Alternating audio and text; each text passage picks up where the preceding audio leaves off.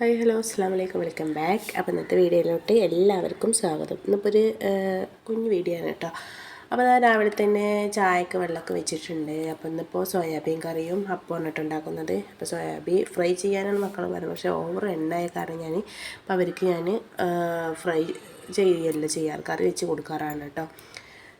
അപ്പോൾ ഇന്നലത്തെ കുറച്ച് മീൻ ഉണ്ടായിരുന്നു, ഇന്നലെ കറി വെച്ചതിൻ്റെ ബാക്കിയായിരുന്നു. അപ്പോൾ ഇന്നിപ്പോൾ അതെടുത്ത് പൊരിക്കാമെന്ന് വിചാരിച്ചിട്ടോ. അപ്പോൾ ഇന്ന് മാന്തൾ പൊരിച്ചതും അതുപോലെ തന്നെ സാമ്പാർ വന്നിട്ടോ ഇന്നത്തെ ഉച്ചക്കത്തെ ലഞ്ച്. ഇനിയിപ്പോൾ അതാ അടിക്കൽ തുടക്കൽ ക്ലീൻ പരിപാടികളൊക്കെ കഴിഞ്ഞ് ഇപ്പോൾ അത് അലക്കാനിരിക്കുകയാണ്. അപ്പോൾ അലക്കാൻ കുറച്ച് ഞാൻ മെഷീനിൽ ഇട്ടിട്ടുണ്ടായിരുന്നു കേട്ടോ. ബാക്കി ഈ വെള്ള ഡ്രസ്സുകളൊക്കെ ഞാനിങ്ങനെ സെപ്പറേറ്റ് ആയിട്ട് അലക്കിയെടുക്കാറാണ് കേട്ടോ. അപ്പോൾ നമ്മൾ മീനൊക്കെ ഒന്ന് മസാല പൊട്ടി വെച്ചിട്ടുണ്ടായിരുന്നു, അപ്പോൾ അതൊന്ന് ഫ്രൈ ചെയ്തെടുക്കുകയാണ്.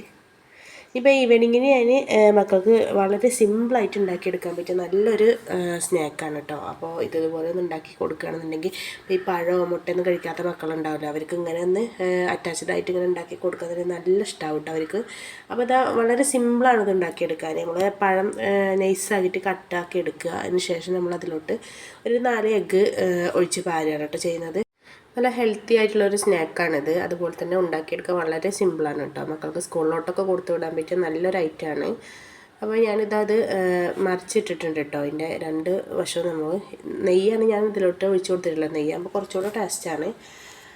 അപ്പോൾ അതാ നമ്മളെ സ്നാക്ക് കൂടെ റെഡി ആയിട്ടുണ്ട് കേട്ടോ. വളരെ സിമ്പിളാണ് ഇത് ഉണ്ടാക്കിയെടുക്കാൻ.